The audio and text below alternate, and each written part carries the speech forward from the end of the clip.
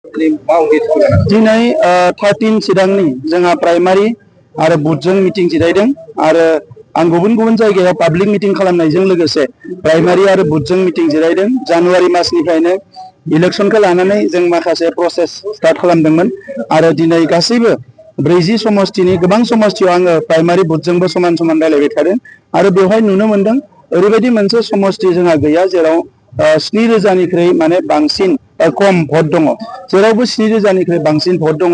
थारमाने 21,000 भटआ 40 समष्टियाव जोंहा दङ। दा नंखायनो नैबे फैबाय थानाय बिसायख'थियाव इउपिपिएलआ हारसिंनो सरकार दानो हानाय जखानि जोङो मासिखौ मोनगोन आरो हारसिंनो सरकार दानो हागोन।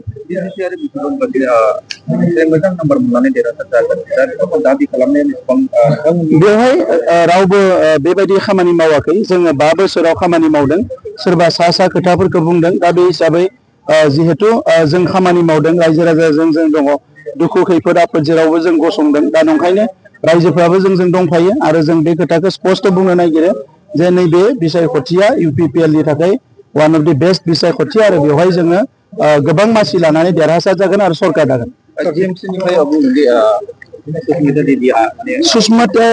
सुस्मिता देबा 6 सिडिउलनि बागै जेबो बाथ्रा मिथिया, गोदानै फैदों। दा माबा मोनसे बिनि वार्कारफोरा बुंदों, बेखौनो बिथाङा बुंदों। दा बेवहाय बिथांमोननि बुंनाय बाथ्राया जेबो रज'आ, बेयो कारेक्ट नङा। जायफोर बेवहाय खामानि मावदों, बेवहाय रायजो खुंदों एबा थांनानै दङ, बिसोरसो मिथिगौ।